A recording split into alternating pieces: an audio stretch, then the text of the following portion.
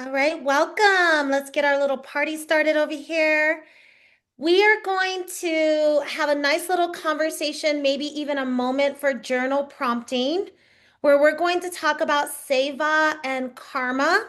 But to begin tonight's session, we're actually going to first focus on a question I get asked all of the time, which is how do you incorporate, integrate, utilize your yoga teaching skills in nonprofit capacities? How do you get grants? How do you get out there into your community? And I love this question mostly because it means that you want to do something big and very oriented towards those who maybe have less than, or getting into populations and demographics that don't always get supported. You know, yoga has become a bit, or has been over the last probably 2 decades, kind of an elite practice, right? And we are starting to see, especially since I would say in particular 2020 and forward, that this practice is very useful for mental health. It should be practiced by everybody. And all of you lovely teachers out there trying to do just that. So, I want to give you some of my tips and tricks and best practices, which has helped me on my journey as a yoga therapist, working in schools, hospitals, clinics, you name it. I have probably tried to do it in some capacity. So, I'm going to share some of those thoughts with all of you. Now, I am going to warn you that it is a hustle, right? Let me take my screen off for a second. It is a hustle, right? Being involved in this type of world where you are offering your services and you are trying to do so in underserved populations, yet still be able to make some sort of a living wage while doing so isn't easy. It is not for the weak, right? So, we're going to talk about some ideas that you might want to consider, especially if this is a calling for you, if this is your dharma, your duty to teach yoga and maybe some of the spaces that some of you are interested in. So, I'm going to run you through some thoughts. We're going to have a little journal prompt, maybe a little conversation if you are into it. Then I'm going to pause or stop the recording and redo the recording so I can have two separate recordings so I can share the first part where we're going to focus on seva as far as it's concerned with community orientation. And then for the 300-hour yoga grad schoolers who want to understand some of the projects that are going to be required in your submissions to graduate, which is a seva project. Everyone's welcome to stay the entire time if you want to hear about some of these ideas, even though and even if you are not in the 300 hour. I've invited present 200 hour to soon to be teachers, recent grads, past grads, and our trauma informed yoga teachers. So there's a potential to have a lot of different teachers on tonight's session. So I'm really excited to see all the names on the side of my screen. Some of you I haven't seen in months, and others of you I see as often as my little heart desires. Okay, so I'm going to share my screen again. We're going to go ahead and jump right in. I want to share a quote by an unknown human, but I still loved it, and it's in your syllabus for the 300-hour teachers. And it is this: Seva is an important yogic concept. Often, seva and karma yoga get entwined together in discussion because of their physio or philosophical similarity. I don't have my glasses on. Both teach to be present with total awareness without attachment to results.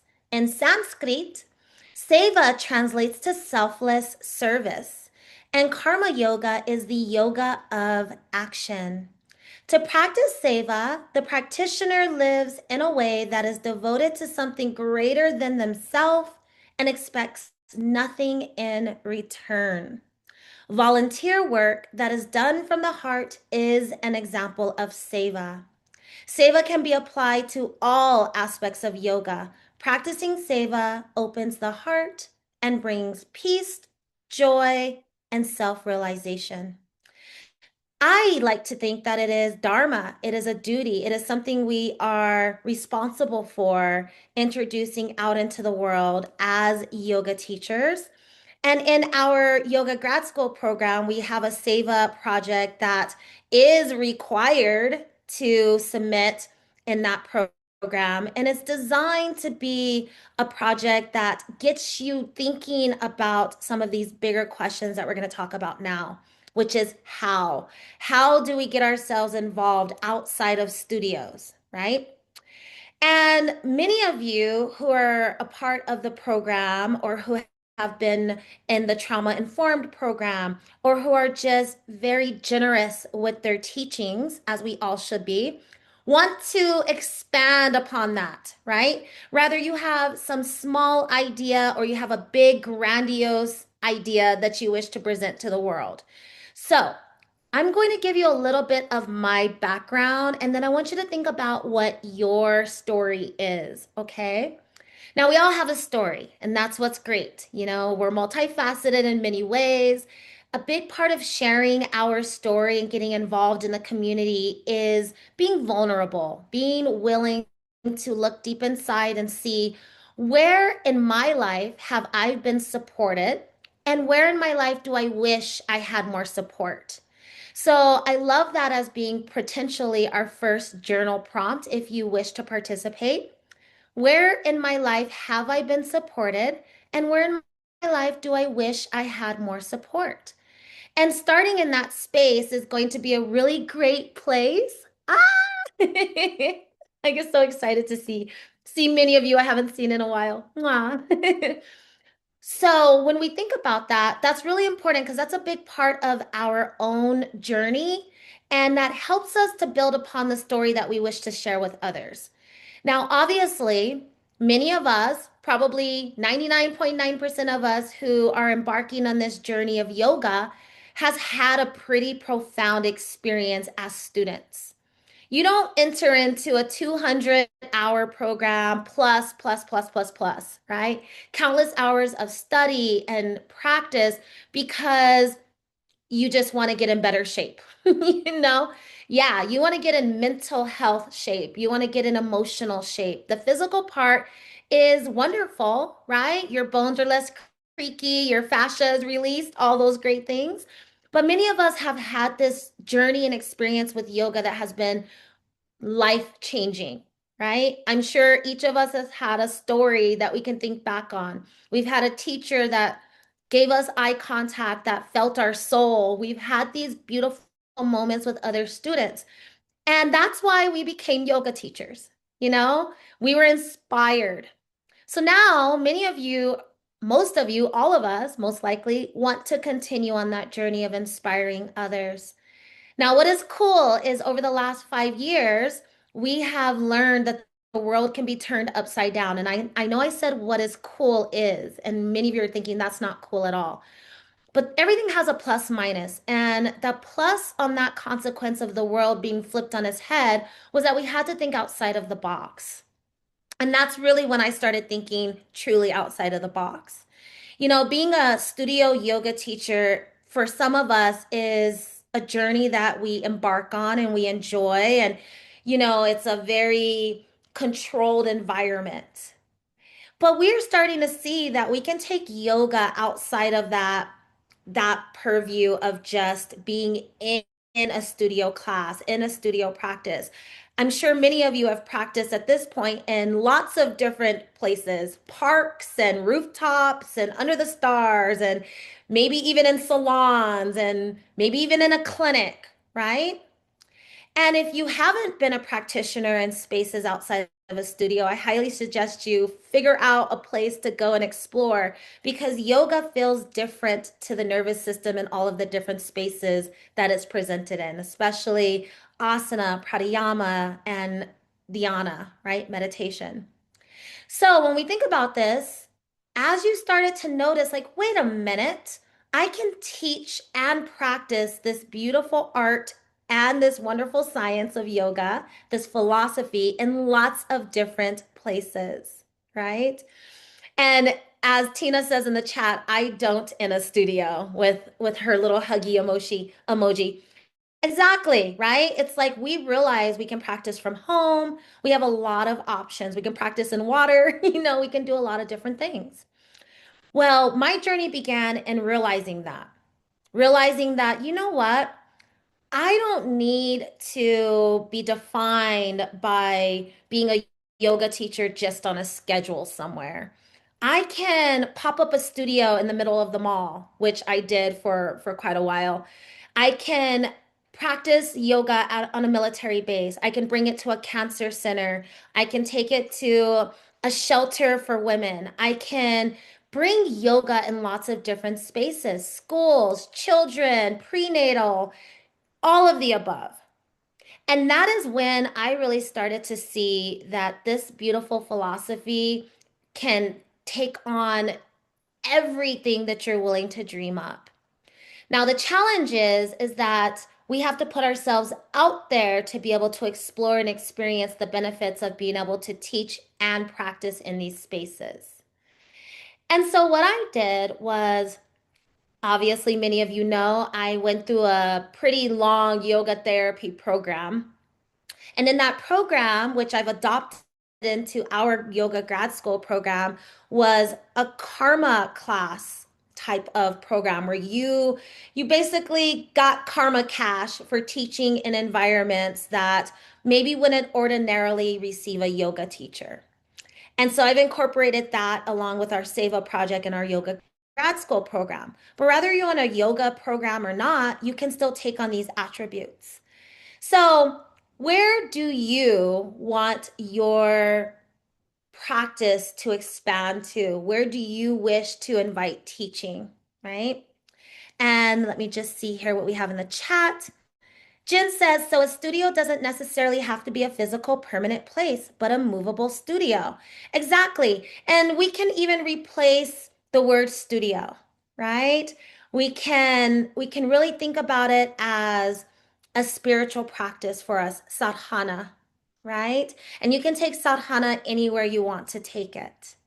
And sadhana doesn't have to be something that is obvious, right? You don't even have to discuss spirituality because it is just within. So wherever you set up sadhana, wherever you create a sacred space, is where you wish to create it. So now we're going to have a moment where I want you to think about your story. What brought you to yoga? What allowed you to embrace this beautiful philosophy? Where in your life did you need that support? I know for a lot of my trauma-informed yoga teachers who are involved here, maybe you have an affinity for those who are survivors of any form of trauma, maybe yourself, right? Kelly says, I like the idea of doing private sessions to practice trauma-informed practices. Yes. And that's a great point too, because getting out of the mindset that you need a studio or an environment and you're on a big stage and it's like a festival and there's tens to hundreds of students just idolizing you, right? Those days of yoga celebrity type of mentality has really died out over the last few years, thankfully.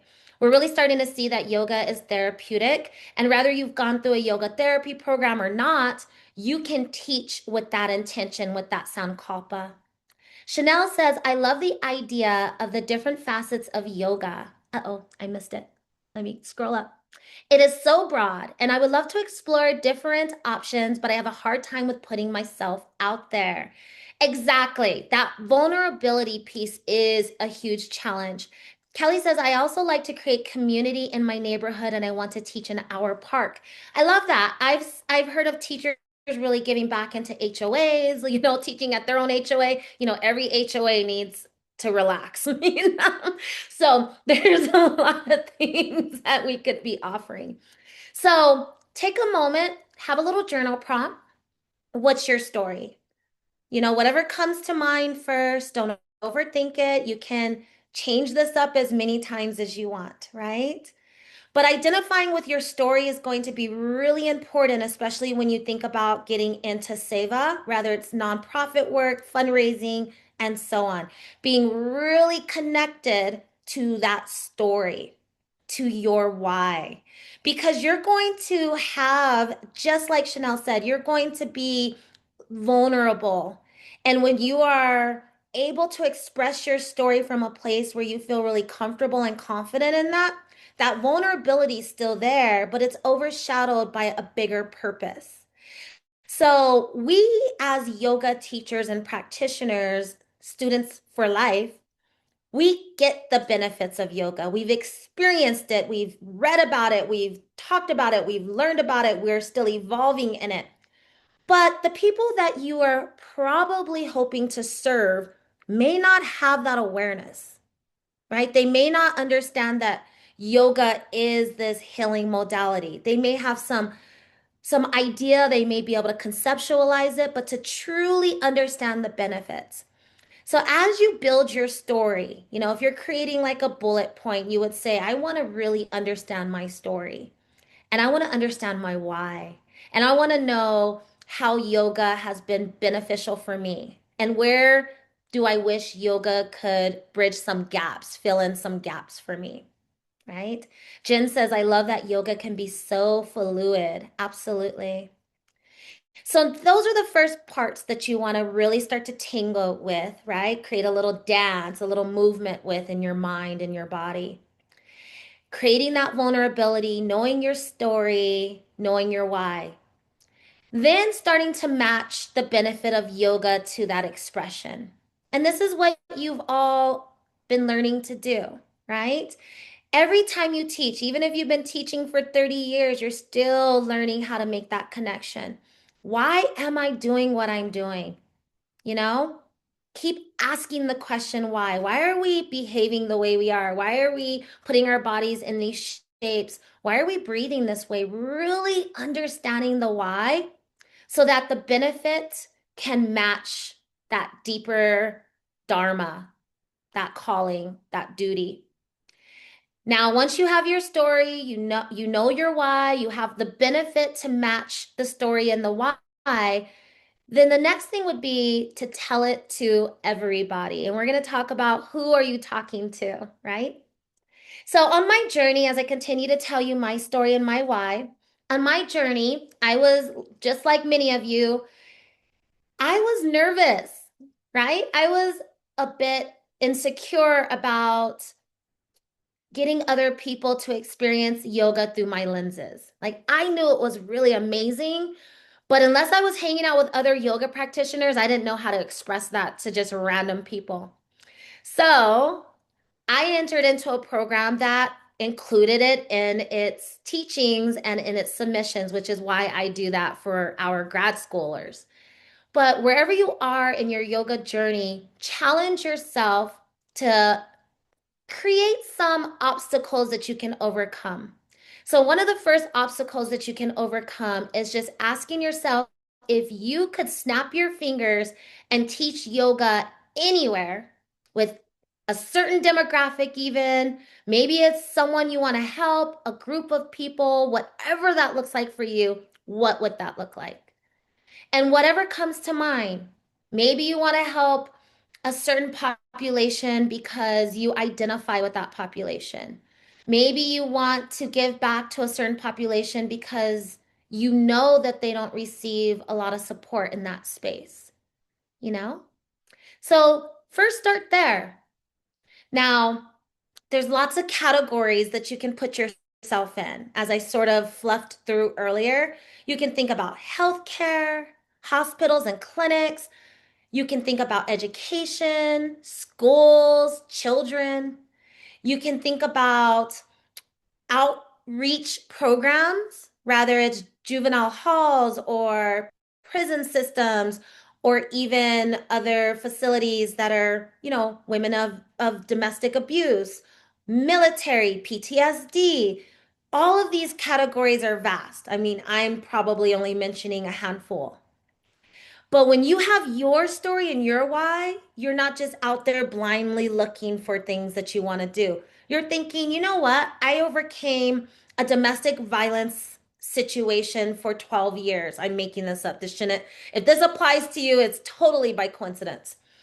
And I went through a bout of PTSD, and now I feel healed and I feel balanced, and I'm still working on myself, but I really want to work with people who've been in similar scenarios as I. Well, that's going to be really easy now to walk into those facilities and say, hello, I want to offer my services to you, right? So we have to start there. We have to put ourselves in some position to know what it feels like, to feel the experience of being in those environments. And you'll know if you're ready for that because, as I mentioned, this is a hustle. Once you really get into the world of nonprofit work, charitable work, volunteer work, seva, it's a hustle, right? You have to want to be there. You have to be energized in a lot of ways and motivated by what matters to you. And then eventually that grows beyond you. Then you're motivated by what matters to them, which is really beautiful. So as I continue to weave my story through this expression, one of the other things that came up for me was as I started teaching these karma classes, I'm putting myself out there. I went to the cancer clinic, I went to a homeless shelter, these types of spaces where they're not studios, they're not your average yoga student. Most of these students didn't know how to even do like a basic tabletop, right? Everything needs to be really explained. And what I realized, not only was I giving back in some way that I really believed in, but I was learning a lot about myself. I was learning that I don't need to worry about how vulnerable I'm presenting because my soul and the souls that I'm working with are all in the same wavelength. I was realizing that the things that I'm worried about are not that important when you're working in a cancer center or you're working in a homeless shelter, right? I was able to start breaking down those barriers in spaces that I was insecure in. And then I realized that it was truly selfless. I didn't feel attached to the outcome. I was actually quite grateful to be able to be in those spaces and have people respond to the yoga that I was guiding them through. Because that's another thing, you're probably going into spaces that people have heard of or never heard of yoga, are indifferent to it, have never tried it once back in the 60s, whatever it is, wherever you are. And you are also trying to reintroduce them or introduce them to a practice that is foreign to them. So it's a beautiful opportunity to hone your teaching and your guidance skills as well as it is a seva. So, with all of that said, as I continued weaving through my own experiences, I maybe accidentally, I couldn't really tell you, but I started working in kind of corporate sponsorship opportunities. What does that mean? That means that you have a corporation that is looking to expand their brand in some way for the community and you are helping bridge that gap for them. So maybe you are already in a facility that, especially like a homeless shelter, something in that sort of space, where now this corporate sponsor is willing to come in and buy all the yoga mats or buy the time, buy your time so that you can donate it to someone who needs it, right? And once I started understanding that, that became really fascinating to me. Now, keep in mind, we're not talking about tens of thousands of dollars here. So, most of the time, for an hour or two workshop type session, private one on one, whatever it is you're presenting, getting a corporation to sponsor that for a couple of $100, $500, that sort of thing, isn't a super hard ask. So, as long as you really have a general idea of what it is you're trying to accomplish. So I kind of accidentally stumbled into that world. And then that world turned into auctions and fundraising and utilizing my services to help them gain awareness for whatever charity you're working with. I mean, we've all seen that. You donate a massage, they auction it off for $50 more than it, hopefully. and it's a win-win. Well, you can do that with your services, right? Again, this is a lot of work, but it's so worth it. As I'm navigating through these interesting spaces, what I came to realize is once you're in these areas, depending on where you're working, hospitals, you name it, then people start to go, oh my gosh, I love that you're doing that program there. Will you come do it over here? It's very rare that a hospital is going to call up a yoga studio and say, do you have three yoga teachers that can come and support our geriatric wing on 3 Saturdays? I mean, that's very rare unless you have a director that's a yogi, right? So we have to put ourselves in those positions to say, hey, have you ever thought about allowing yoga teachers to come in and offer these services, right?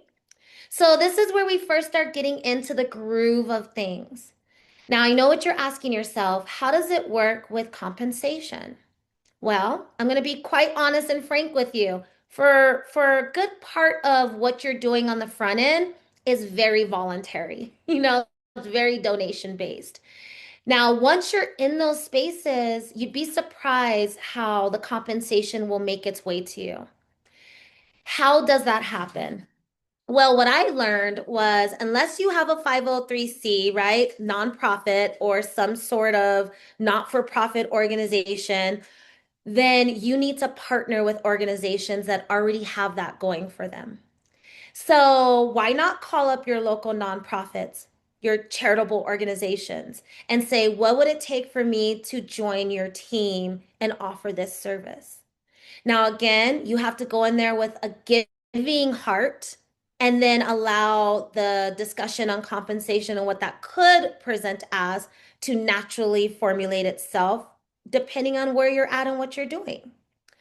Now, when you get into these spaces, I loved partnering with nonprofits for lots of reasons. I love seeing how they worked, the inner workings of them. I started learning about grant funding for the purpose of practices that were holistic or practices that were integrative, like integrative medicine practices such as yoga, which is considered in a lot of spaces an integrative medicinal practice now. As you start to work in these spaces, this is a good opportunity for you to start thinking about ways that you can host your own experience. Now, many of you have already done this. How many of you have already done yoga for donation classes? How many of you have already said, if you come take my class, and donate $5 or donate a canned good or donate a piece of clothing lightly worn, we will pass that effort on to your local charity or nonprofit or whatever. So once you start playing around with those ideas, you start seeing the capacity that you have, either solo or maybe teaming up with other teachers. You can start to see the power that is within you and your community. As you start donating, getting donations, getting corporate donations, maybe crowdfunding, like you put it on Facebook and you ask for donations there, those sorts of things, then you'll see that those little simple asks are not a lot, especially if you have a story to tell and you believe in it. Now, as you start to grow, I'm just looking at my notes. As you start to grow into these bigger spaces, I'm going to share my screen again. You're going to want to start looking for some maybe more consistent funding, right? And this is where we start getting into grants, which is a question that I get asked a lot. Now, I've become quite a master of grant funds. Now, it's not always in the name of yoga, and I will give you some of my tips and tricks on that. I'm going to include this in the slides that I will email to everyone I invited to this. So don't worry, I'll email you a copy of the recording and the slides. But you can see some typical funding sources that come up for yoga. We have Yoga Alliance. There is a Yoga Alliance Foundation. Now, typically when you are trying to get into funding, especially grant funding, it's very competitive, very competitive.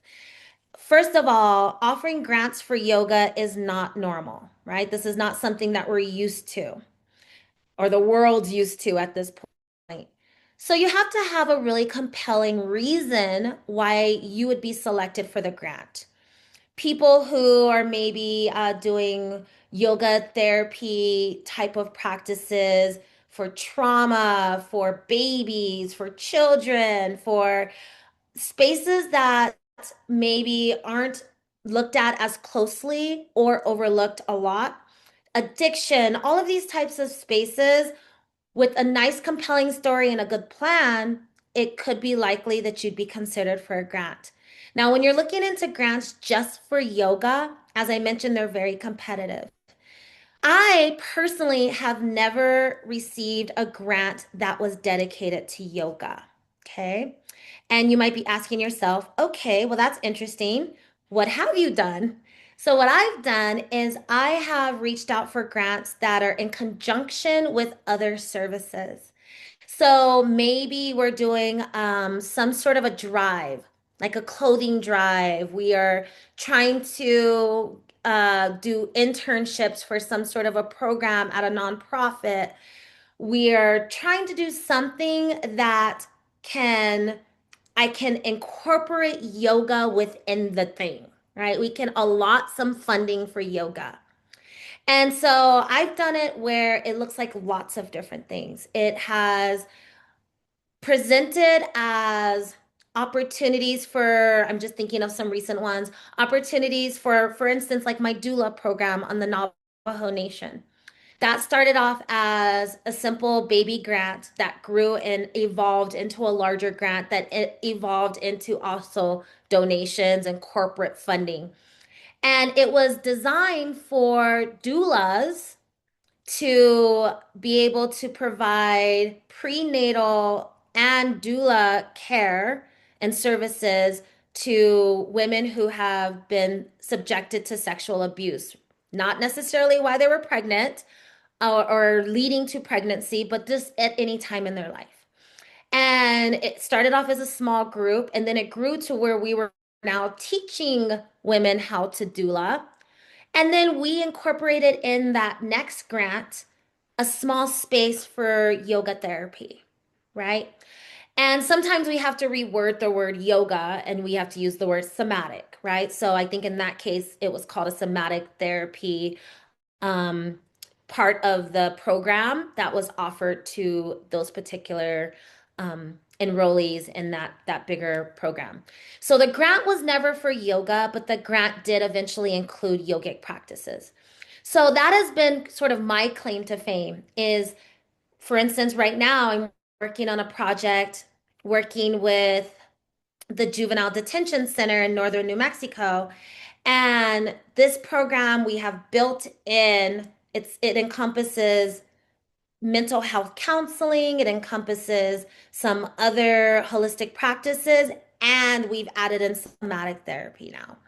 So, what I've learned over my time is as I source grants, and obviously I only source the grants that I feel I'm capable to source, and sometimes I need to source a team, right? I need to partner with a nonprofit or a charity or a group of people, whether it's like in this case with the juvenile center mental health specialist, licensed mental health specialist, that in when you're writing these types of grants or you're responding to them so that you can be selected, you need to have your vision really laid out in plain view, right? And when you do that and you incorporate the practices of yoga in there, that's how you can get your programs funded. That's been my experience.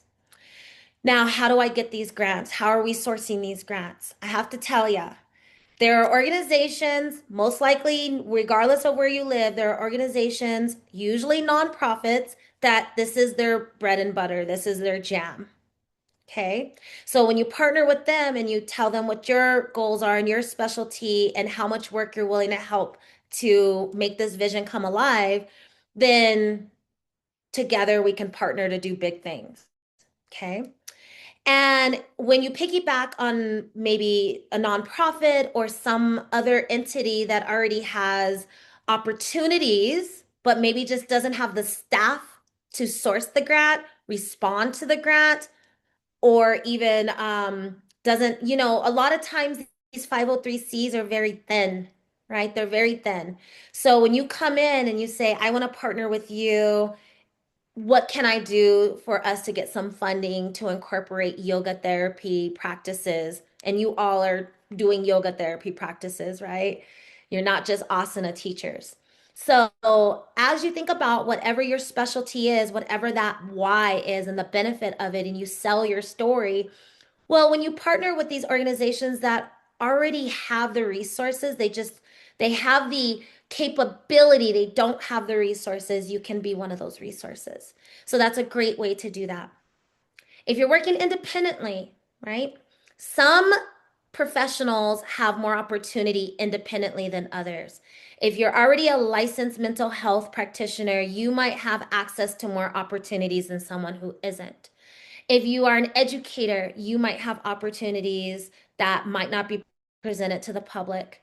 If you are in certain fields where grants and that type of funding is already accessible, then you can incorporate that within your current field and add in the yoga component. So these are some of the spaces that some of you might be familiar with in your own world, and you've just never thought about sourcing grants.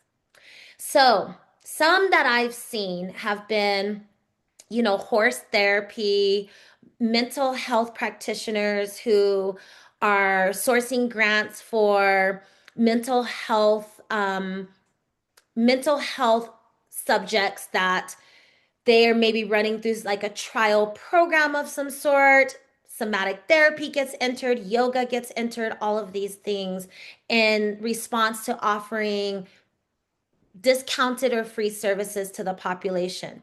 Now, when you're licensed or an educator, something along those lines, it is a little bit more easy to be able to write that story. I'm already able to offer these services, but now I want to do it for free, or I want to do it, for very low cost. And I want to be supported in these endeavors so I can reach more people. Now, when you start working on your own, sourcing grants, or if you're even thinking about creating your own nonprofit, your own IRS coded 503C or not for profit entity, which I'm familiar with, which is what I've created I Love Yoga School through, what you learn is that you have to have basically some references, a portfolio, a resume showing that you have already given back to your community in profound ways. Now, this doesn't mean one thing or 100 things. It doesn't mean anything. It just means like anything else. If you're putting in college applications to try to get into an Ivy League school, you'd want to show how well-rounded you are, how much you give back, and how hard you study and how focused you are, right?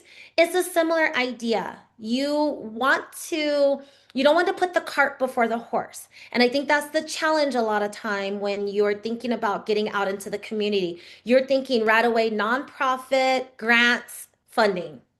And really, that's the end result of probably some projects that you've already put out there and sourced on your own, either by way of volunteering or donation, crowdsourcing, fundraising. Okay. So if you are wanting to enter into this realm, you kind of have to keep that in mind.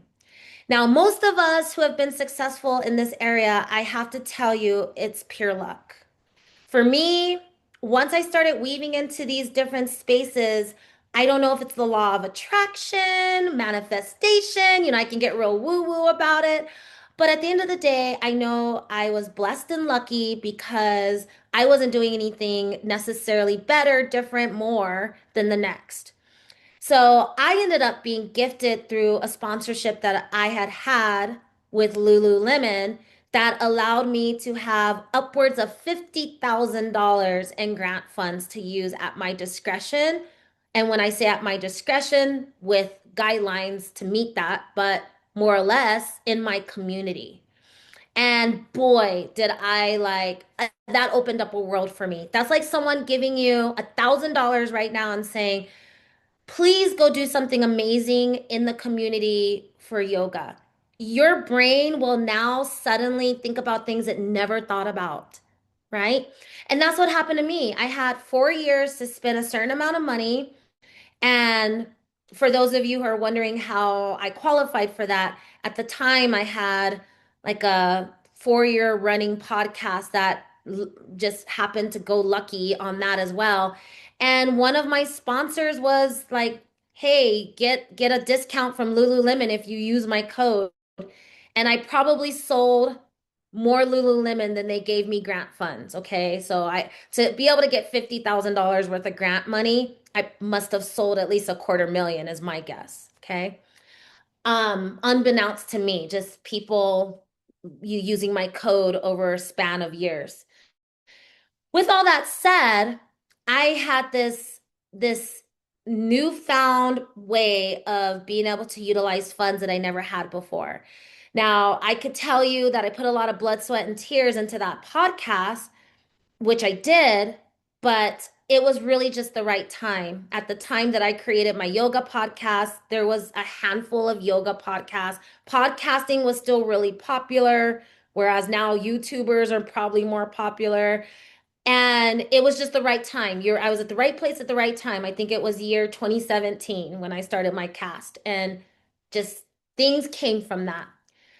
But long story short, what really happened was when I was in those previous yoga school programs where I was learning about karma cash, seva, giving back, volunteering, I was already building this higher vibration, is what I really think. And then this opportunity came because I was putting all my blood, sweat, and tears into a podcast. I wasn't making any money. I was just turning on the microphone, you know? And over a span of several years of having this podcast, I was able to accumulate these opportunities. Now, it doesn't matter if someone gives you $100, $1,000, or 50,000 or more. It's the idea of what are you going to do with it and how is it going to expand your horizon, you know? And what I loved about everything that came from that entire experience was I was audited. And when I say I love that, it kept me super accountable. There were times where no, I never wanted to buy myself anything fun or anything illegal like that, but I almost didn't want to spend the money. That I had like paralysis by analysis. And you had a certain amount of time that you needed to submit what you were going to spend the money on. And they didn't just fund your account with 50 grand, right? Like it had to go through a process, and the checks went from the foundation to whatever charitable endeavor you were doing, or you had to submit for reimbursements on product you were buying, whatever it was, right? So um, there was a lot of checks and balances. But I almost lost the money, just to be quite honest with you. I'm like one of those lottery winners that don't have their money in a year. I just almost lost the money. I almost didn't use it. I had to muster up the confidence to do something with it. And I couldn't just give it away, couldn't just donate it somewhere. I had to have an actionable plan. And for those of you in yoga grad school, that's when we're going to lean into that Seva community project, because essentially I had to create one that was really elaborate to get those funds passed on. Well, I ended up using those funds in small increments and then one big increment, but they all went into giving back into the community. My doula program was a big part of that funding source. Again, I added in that yoga component to get that to pass along with other funds for the second round. I utilized those funds for a trauma-informed program that we did during the pandemic that was called Sacred Space. I partnered with a licensed mental health practitioner, and we put on this whole thing when everybody was shut down. And we just put on this sacred space. We had, I think, 5 yoga teachers, the mental health person. We had people submit why they wanted to be a part of this 6-month program we were offering. It was all really great. Kat says, did you use a lawyer to help you create a grant plan? I did not. I did not. I didn't need to. But if you are going to have a nonprofit, which I have been working on finalizing my nonprofit for years, right? It feels like for years. It's definitely been a few years. But my not-for-profit, so just to give you a quick little idea of, well, what's the difference? If you're going to have a nonprofit, going into a 503c is ideal, right? Because then it opens up a new world for you. There's a lot of checks and balances, there's a lot of rules to follow from the IRS code. But it opens up a different world for you because now you can work with corporations. That's the biggest biggie. You can work with private donors who want the tax credit, right? But usually we're talking big donors, big spinners. If they, when was the last time you donated $100 and was waiting for the tax credit? You weren't, right? But if you're starting to donate larger sums of money, you want to give it to Uncle Sam or do you want to give it to a charity is usually, the conversation you're having with a corporation. Hey, at the end of the year when you're profitable, do you want to give 20 grand to Uncle Sam or do you want to donate it to a nonprofit that has to report and do the work for you? So that's what we really want, right? We want that 503c or you want that partnership with a 503c. Now, in my case, I have two really outstanding partnerships. Los Ojos de la Familia, some of you might be familiar with them. They're a grassroots nonprofit in New Mexico. And we've done some great stuff together. And I also partner with Mi Comunidad New Mexico, which is kind of more of we do a lot of kind of homeless shelter work, raising product and funds, but also educational awareness in lots of different capacities. But my I Love Yoga School is not for profit, which is different than a non-profit. So when you're working in a not for profit, it is all tax coding at that point. It is a little bit harder to identify the tax codes for those who are donating funds to you, but you have to report that you are not taking profit, right? And if any of you have ever worked in nonprofits, I mean, now I'm not talking about hospitals and schools because those are all not nonprofits most of the time, at least in hospitals. But if you've actually been on a board of like a local charity and you've been in the finance, accounting, treasurer role or something where you could see the funds, and especially if it is not just your typical charity, but it's actually a nonprofit that pays their board members, right? Versus it's a volunteer board. You will know that nonprofits can raise funds and identify some of those funds for their employees, right? Their holders. And all of that stuff is supposed to be budgeted, and you're supposed to raise so many funds to how much money you take out. In those cases, you absolutely need an attorney, right? You need an attorney, you need a CPA, you need the whole shebang. Now, when you are creating a grant plan, responding to a grant, anything of that nature, typically, I would say in 90% of cases, I'm not an attorney. I haven't needed an attorney, right? Now, why would you need an attorney? I would say you would need an attorney if you are worried about any legalities, if you are a licensed practitioner in some capacity. If you are a medical physician, you might want to check with all of your licensing attorneys and all of that because some medical physicians are curated as to how much they can donate in their practice. So if you are doing something that's related to your practice, you may have some stipulations by healthcare companies, pharmaceutical companies, depending on what your practice is, that you cannot offer your services for free or you cannot donate your services unless it is in organized fashion, right? So if you're a medical physician or you're in that realm, you would probably understand that. And if you don't, you would definitely want to seek more advisement. Some licensed medical health professionals may also teeter on boundaries. And again, you'd want to check with not only your attorney, but your insurance plans. Now, speaking of insurance, all yoga teachers working in any of these capacities should have insurance. They're really inexpensive, sometimes $100 to $150 a year. If you're working in a studio, you're working one-on-one, you should have it anyway. Okay. And this is a layer of protection for you, just in case someone, you know, breaks their nose in downward facing dog somehow, right? So that's really important to you. Do you want to have your T's crossed and your I's dotted and when it comes to like protection? No good deed goes unpunished is not a saying for no reason. So you might find yourself out there in the world, you think you're giving back, someone accuses you of God knows what, right? So those are some cases where you might have an attorney present or involved in your transactions if you're doing something maybe that could result in some sort of legal issue.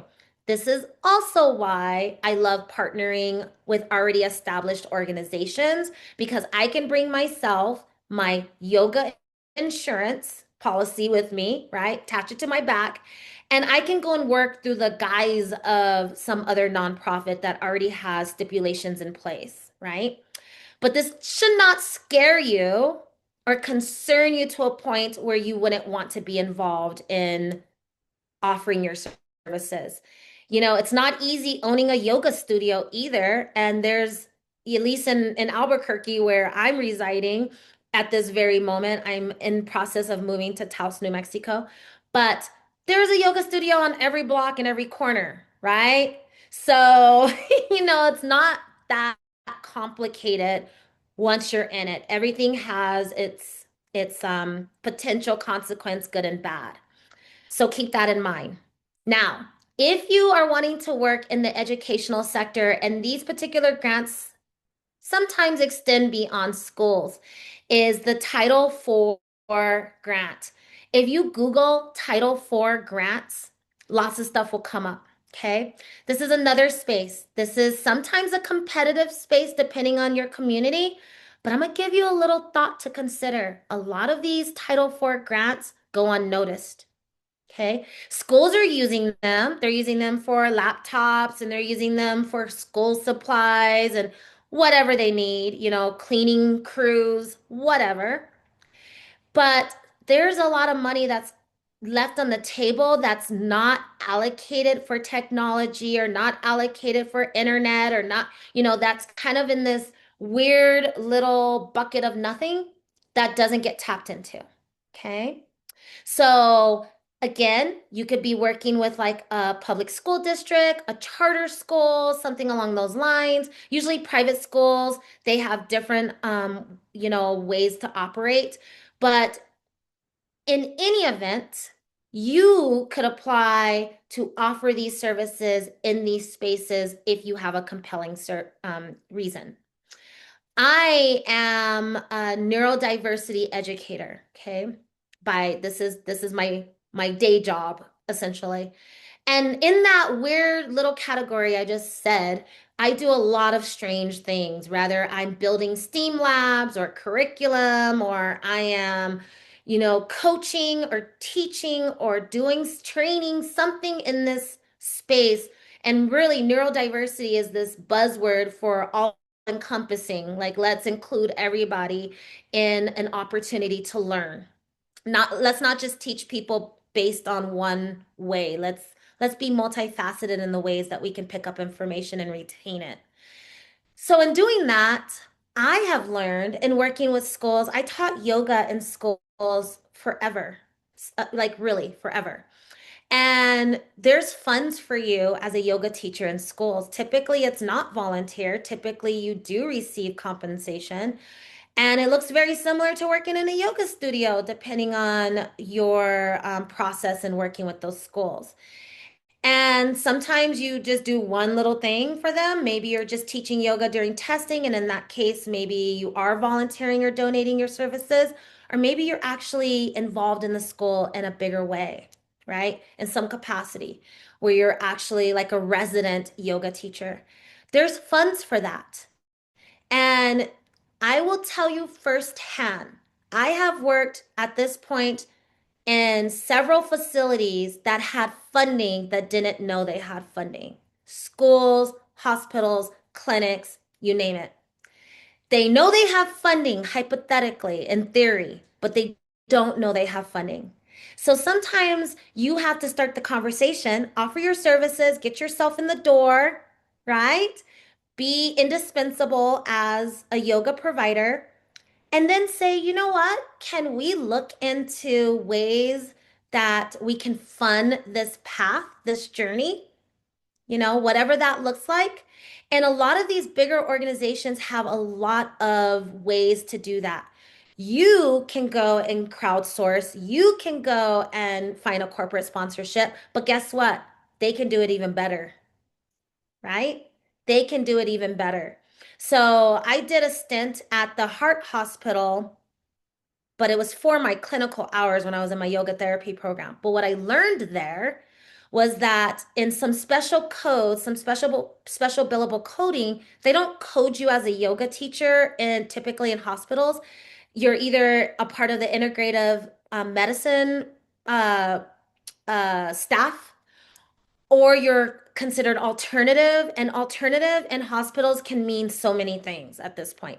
But insurance, some insurance plans like Blue Cross Blue Shield, there's a few other whatever, I'm not an insurance expert, they will pay for that billable, that code. Some places get it. They already know. They already know that they can stuff you in there under that billable. Some places have no clue. Well, in my clinical, I was working with, I had a mentor that helped you through your clinical program that you needed to do to graduate. And she sent me all the documentation I needed to present to the hospital. Have you considered coding me so that it's a win-win? It's a win for your patients. It's a win for me. It's a win for you, right? And so some of this takes some research, takes some understanding, some learning. I don't have all the answers. Most of what I've learned has been through trial and error, but I do rely heavily on professionals already in those spaces, and I am not afraid to ask many, many questions and keep pushing. Are you sure? Have you thought about it? Have you spoke to? Humans are both overworked and equally lazy at the same time, right? Like high producing humans, but also equally lazy. So, in most of these spaces, no one has time for this conversation. They just want the action. They want the actionable service, the karma yoga, right?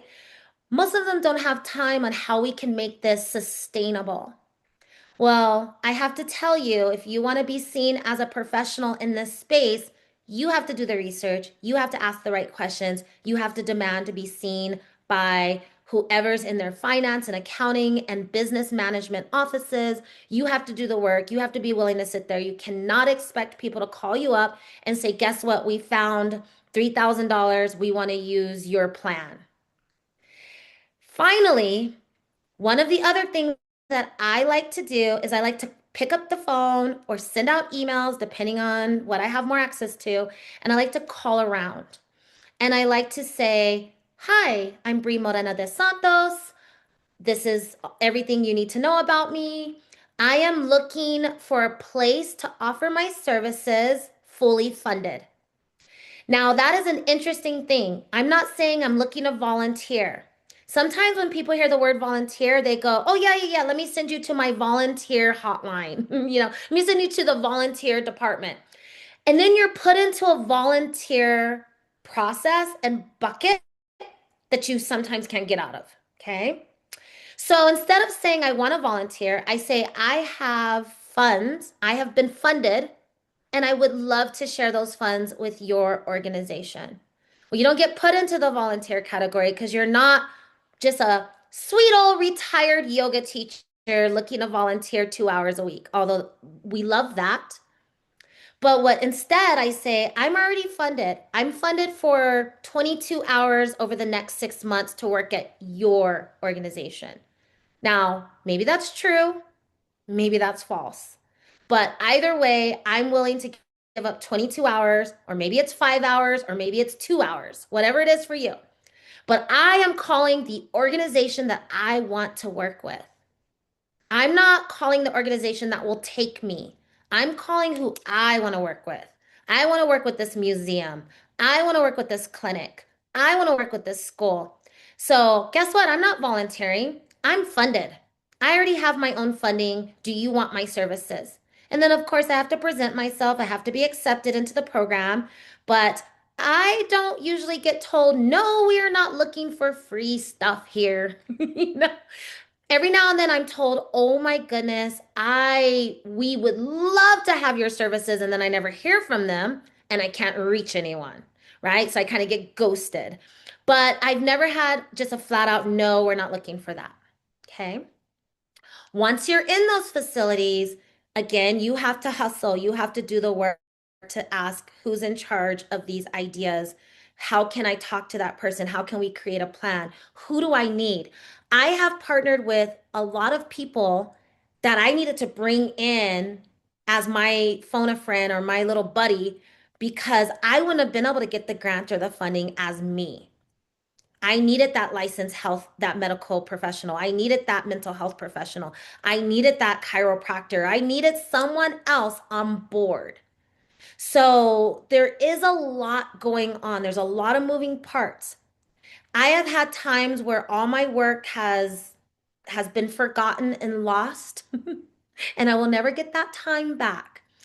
But I have never not learned a lesson about myself, the practice, my goals, my dharma. And then I've had absolutely incredible moments where I couldn't believe what just happened. In my doula program, when I first started the doula program, and then I'm gonna end on, I think I've covered all my notes. I'll end on some Q&A. When I first did my doula program, before I got the Lululemon funding, I had no funding. But I knew I wanted to do a program like that. So I contacted an already established doula nonprofit in my region. They happen to have, like, they're about to close their doors down, essentially. So I reached out to one of the people and they got me in touch with a previous director. And she said, look, we're not doing anything right now, but I will help you facilitate whatever you're looking to do. And we can use our resources that we have, basically their knowledge. And you could do all the work, but you can use our name, you can use us as references, all of that. And I was like, okay, let's give it a whirl. So I started this really tiny little nothing. It amounted to literally nothing, but it had people who were already in that space interested in what we were trying to do, even though we ended up not being able to help anybody. Well, fast forward like a year later, give or take, I was working on a totally different scenario, working on education through the BIA, which is the Bureau of Indian Education, or in BIE, apologize. And in that, I just happened to bring up this doula program I had tried to do a year ago. And in that clinic that was adjacent to the education program, so they were doing like I don't know if they were doing like LPN, licensed practical nurse type training, but it was some connection to the hospital and the school. Long story short, I got sent to that clinic to talk to someone. And they were like, we want to do a program like that. We have some funding. We can figure this out, but we only have enough for this many people. And we don't think it can get approved with such a minority of people practicing or involved in this program. Well, I contacted the lady I'd spoken to a year prior and said, guess what? Boom. Before you knew it, at two people working from that program that integrated into the new were able to help get some funding source so we could start it. We start the program, it goes nowhere, flatlines, because the director now of, it wasn't even the director of the hospital, it was like someone over them, some agency on the nation, they weren't interested in anymore. They didn't think it was going to bring value to their people. And I'm like, really? Because we have 12 people, we have funding, we have this, that, and the third, right? But here we are, not able to execute. And I was very upset. And, we had put in so much work and hours, and I was just annoyed. I had gone down there. It's like a 8-hour round trip where I was going. And it was a lot. It was mentally, and it was just like, really, this is why nothing gets done because people don't see it. So I was just about ready to like call it in. And someone ended up pushing it forward, like pushing it to the next step where we could talk to the next person. I don't really remember now because it was so traumatic that I just blocked it out of my brain. But I remember it being terrible. We were like 4 months later, barely having the next conversation. It was ridiculous. And I was afraid I was going to lose the people that were back involved and we were going to use the funding because a lot of places don't let you keep funding just, forever. They need to spend it. They need to get their tax benefit. And there's pretty much 3 fiscal years. There's calendar year, January to December. There's the government, typical government fiscal, July 1st to June 30th. And then there's another, sometimes federal fiscal year or government fiscal year, October 1st to September 30th. So you need to know where your fiscal years are because that kind of lets you know how much time you have before someone's gonna, I don't know, get promoted, lose their job, a new person's put in place, and they're like, yeah, we don't want to do that anymore. So I'm freaking out because I think we're getting close to like the end of their fiscal. And then all of a sudden, boom, boom, boom, everything's just started happening and the program got doubled. And I was like, whoa, what just happened? And it was one of those things where right when I was like, yeah, this isn't worth my time. Why am I doing this? I could be doing so much many other things with my energy. It all just landed. And then boom, our second phase got extended, and that's when Lululemon was like, "Hey, you have earned grant funds." And I was like, "What?" Because previous to getting that big 25,000, I think it was 25,000 for this one, I had like a little $5,000 one. I got another big one. I think I announced it as 25,000, but Lululemon ended up not approving everything we wanted to do. It was like a trauma-based thing. So we didn't get as many funds for that. But then long story short, there was a lot of back and forth here, touch and go, you having to stick to it. And ultimately, when you put your grant plan out there, depending on what it is, there's usually a margin for you to receive payment for your services. So if I say my services are worth $50 an hour, $20 an hour, $100 an hour, whatever it is that we're working on, that gets included in that plan. Or my entire team is, we want to allocate $3,000 for our team in a $10,000 plan. That probably might get denied because of the percentile, right? The percentage of the funding to expenditures. So these are all little things that usually when you're responding to a grant, it's going to ask you these pertinent questions. Sometimes you'll get denied because maybe Jen puts in her um, program and Jen is wanting to only take a very like less than 1% of that grant fund for her services. And Allison wants 10% for her services, but they're offering similar services, and Allison just might get denied because she was going to pay herself more. So this isn't a business to get rich off of if you're doing it legitimately, ethically, and legally. Okay. So keep that in mind. Um, Kelly said, I did get a job. Sorry, I have to head out. Oh, mwah. I'm teaching yoga. Yay! I hope to catch the end of your talk. I'll send you the recording. I just received your email. Yay! She says she's been thinking about filing her 503c. Yeah, we needed this talk. Have fun teaching, you lovely soul. Miss you. um, so, yes, if you are thinking about doing that sort of stuff, you usually have to have a board of directors. It's probably like your 18-year-old son or something, you know. No, but really, when you're first establishing your 503Cs, you really want a strong team. You want a strong group of people who you trust. I think it's usually start off with like 3+. These have to be really solid humans. It could take a while to get it going. I highly recommend if you're going to go that route, you have some experience working on a board, you've volunteered on a board. If you've never volunteered on a nonprofit charitable board, try that too, right? Many boards are looking for volunteers and just get a feel for it. See what it's like to try to give money away and how challenging that can be. Everybody has to agree on it. Everybody has their 2 cents. Everybody thinks it should go somewhere.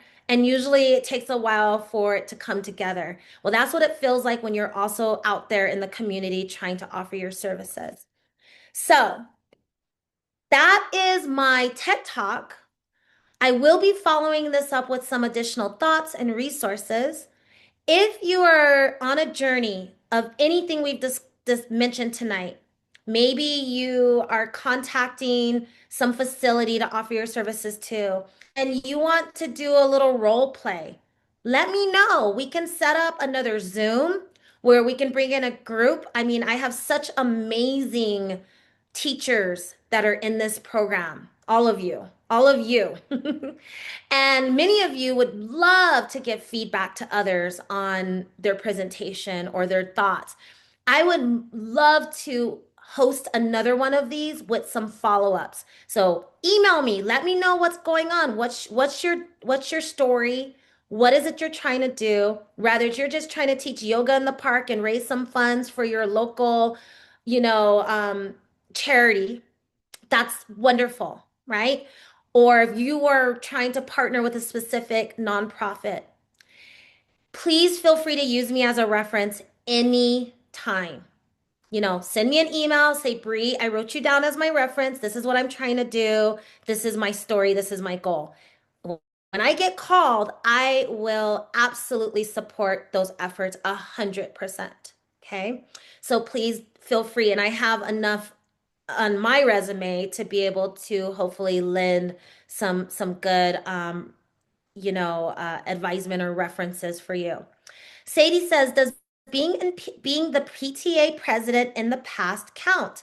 Everything counts. Everything counts. Now I'm gonna take what Sadie asked and I'm going to apply it maybe in a way that you didn't mean, Sadie. So let's say you have a background, you were a PTA president, right? Parent Teacher Association president for a school. I would go into if you wanted to also work in a school, that type of background or even just that type of network and connection might give you more opportunity to go into that school that you're a PT president, provided you are a good one, right? Because y'all be having some reputations, I just want to say, you PTA presidents. But let's say you're beloved PTA president.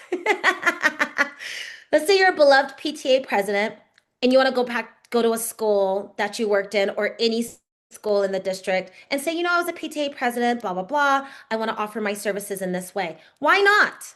Right? Why not? Now, I will say, usually when you go into any of these facilities that you're offering your services to, you really don't need to have a background other than being able to pass a background, right? Obviously, you need to be safe around the people you're working with, right? And, yoga teachers are amazing, but you got to make sure you're you're on the up and up too. Now, with that said, I've never had a situation where I was offering my services and people wanted to see my resume. I have wanted to expand my services into something a little bit more grandiose. Like maybe I wanted to start a program in a facility versus just offering my services. And then, of course, maybe my background played a big part in that, right? Being able to say, well, I've done this before, or I know this person, or I've tried this thing. But for the most part, if you walk into any clinic, anything, all they can do is say no because they don't have the space, the time, or the energy to entertain it. But if you get a no, do not give up. Check back in. Know when is their busy time. Maybe even ask them. It's like a school. You're going to want to go to the school when it's lovely and kumbaya, right? Maybe towards the end of the school year, not when the school's over, but as you're approaching, March, April. It's a little high pressure, but it's not as high pressure as school beginning. And you're like, hey, you need a yoga teacher? Um, these kinds of things. Know your industry, know your students, know your why. Don't just blindly enter into places because if you get too many no's, that might be discouraging for you. Unless you have a background in sales and marketing, if you get too many no's in a row, you're probably going to move on. And I don't want that for you. And I don't want that for your students who need you. So put yourself in position to get more yeses than no's so that you can get the confidence and then you'll be okay when you get those no's every now and then. Tina said, never served on a board. I worked with them for almost 20 years in HOA management. Yeah.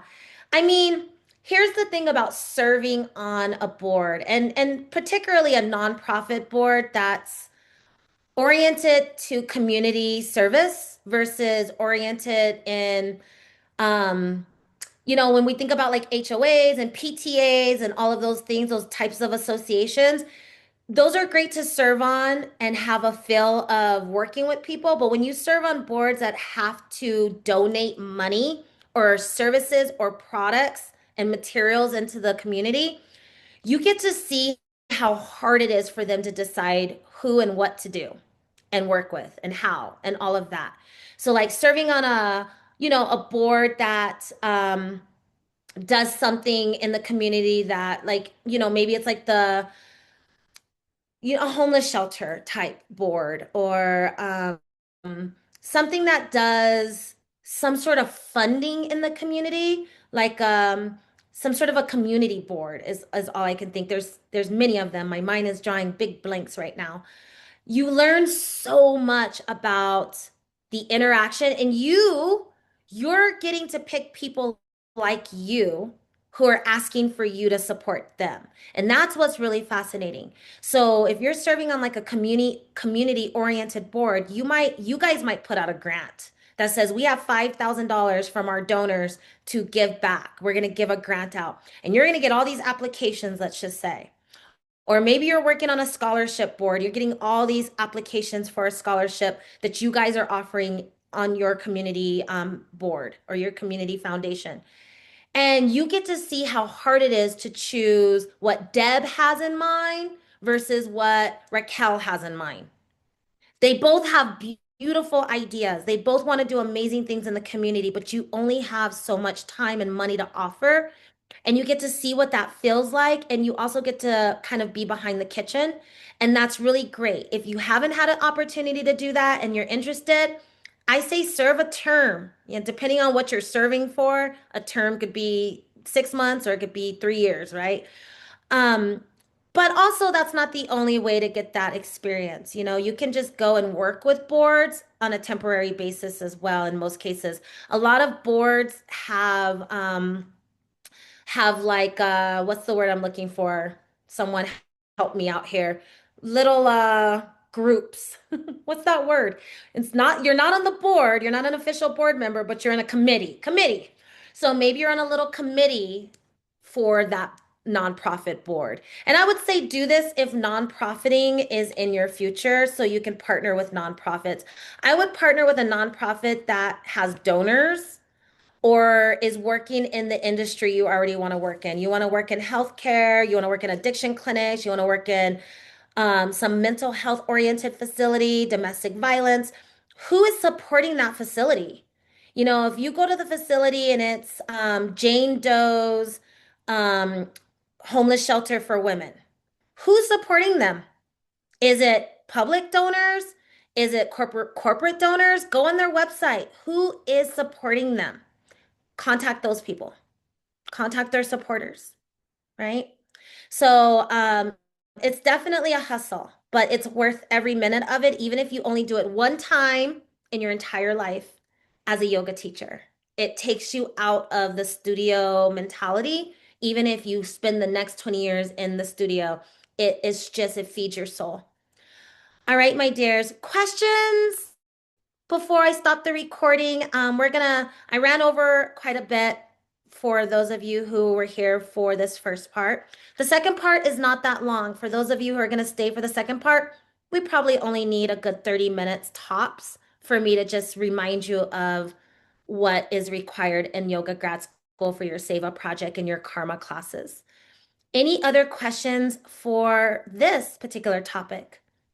I want to remind you all, if you are interested in more, email me. Let me know your story. Let me know what your thoughts are, where you've been, where you want to go, how you want to do it. I will call another one of these, have you present your case if you want some feedback. Again, these are the most amazing humans I've ever had a pleasure working with on here tonight and watching this later. I mean, this yoga school is just filled with really generous, smart, inspirational people. So don't hesitate. Like, I'm one story of 100 because I know all of you have beautiful stories of your own.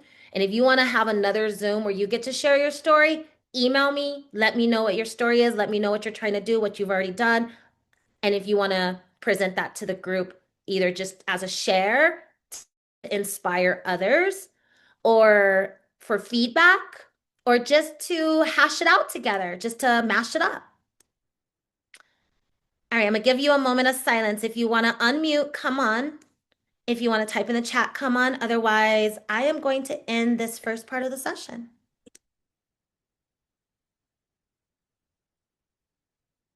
I know it's a lot of information.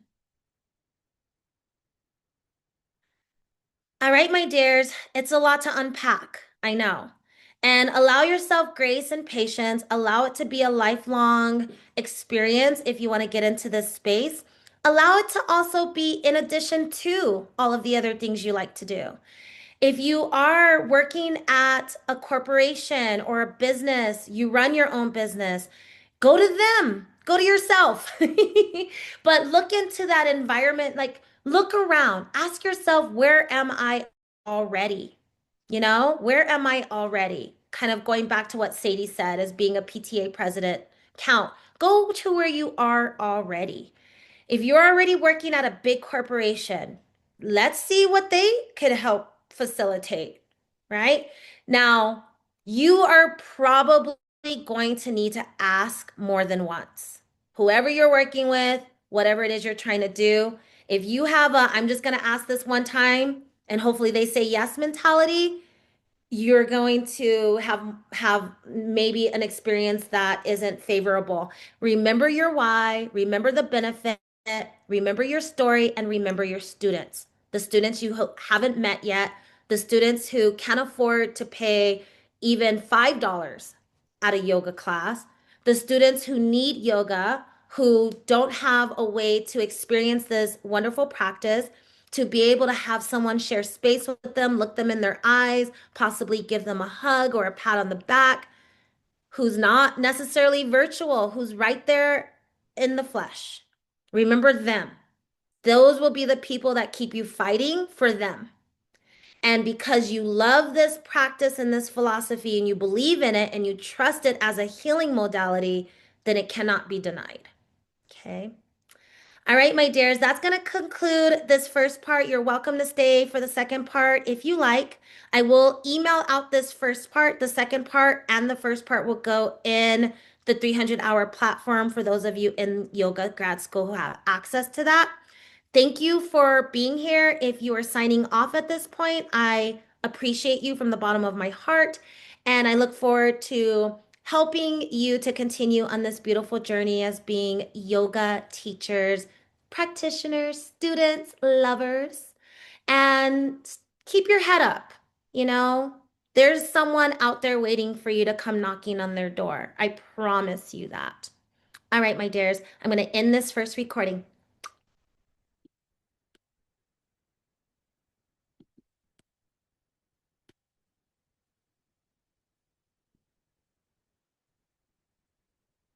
I don't want to leave my meeting. Okay, where did you go?